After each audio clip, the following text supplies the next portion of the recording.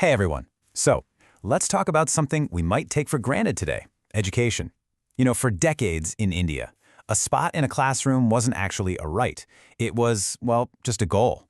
Today, we're going to unpack the story of Article 21A. It's just a single sentence in the Constitution, but it completely transformed the lives of millions of kids and redefined the nation's promise to its future. So, let's start with a big question. Was a spot in a classroom always a guaranteed right for every single child in India? I mean, it seems so obvious now, right? But the answer is a hard no. And to really get just how powerful the law is today, we first have to understand what the world was like before it even existed. You see, for most of India's history as an independent nation, education was looked at as this national goal, a really noble aspiration. But here's the key difference. It wasn't a right. You couldn't just walk into a court and demand it. The government hoped it could provide it, sure, but it wasn't legally required to. And this, right here, is the heart of the whole transformation. Before Article 21A, education was what's called a directive principle. Think of it like a suggestion, a guideline for the government. It had no legal teeth. But after Article 21A, it became a fundamental right for kids aged 6 to 14. This created a real enforceable obligation on the state. The difference isn't just big, it's monumental. It's the difference between a nice promise and an ironclad guarantee. And that brings us to that pivotal moment when the whole game changed. This is where that national aspiration, that nice idea, was finally forged into a solid constitutional guarantee for millions. And here it is. This is the sentence that did it. Article 21A. The state shall provide free and compulsory education to all children of the age of 6 to 14 years. With just those few words, the entire landscape of education in India shifted. It went from being a privilege for some to a legally protected, fundamental right for all within that age group. Okay, so the article uses two really powerful words, free and compulsory. But what do they actually mean when it comes to real life? Let's break that down.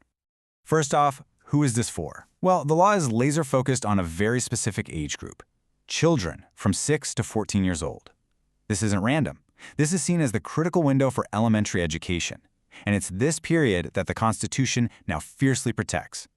So when the law says education is free, it means a lot more than just no tuition. It means the state has a duty to remove any financial barrier that could stop a child from going to school. We're talking about making sure a family's bank account never, ever gets in the way of a child's future. And what about compulsory? This is pretty interesting because it creates this powerful two-way street of obligation. On one side, it's a duty for the government to provide the schools, the teachers, all the resources. But on the other side, it's a duty for parents to make sure their kids are actually in those classrooms. It makes education a truly shared national responsibility. But why? Why was this right considered so important, so fundamental, that it had to be written into the Constitution itself? Well, the answer is connected to something even deeper, something at the core of what it means to be human, the idea of dignity. At its heart, the legal thinking behind this is both simple and incredibly profound. Education is essential for dignity and development. The point is, it's not just about learning to read or do math. It's about unlocking a person's potential to live a full, meaningful, and dignified life. So how did we get from A to B?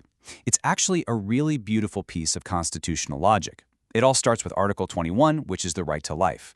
But the courts, very brilliantly, argued that life has to mean more than just, breathing. It has to mean the right to live with dignity.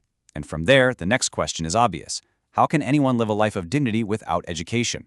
Without the ability to learn, to grow, to participate in the world around you? It's impossible. So you see, Article 21A wasn't just pulled out of thin air. It was born as a natural, logical extension of our most fundamental right of all. All right, we have covered a ton of ground, so let's boil it all down to the absolute essentials, the key points you'll want to remember. So let's just quickly recap the big ideas. First, Article 21A is for kids between 6 and 14. The two magic words are free and compulsory. This puts the main responsibility squarely on the state, and at its heart, remember this is all about dignity, the idea that flows directly from the right to life. And all of this is put into action through something called the Right to Education Act, or the RTE Act of 2009. So we'll leave you with this final thought to chew on. Having a right on paper is incredibly powerful. It's the starting line, the non-negotiable first step. But what does it really take to make that right a living, breathing reality for every single child in every village and every city? Now, that's the challenge that comes after the law is written.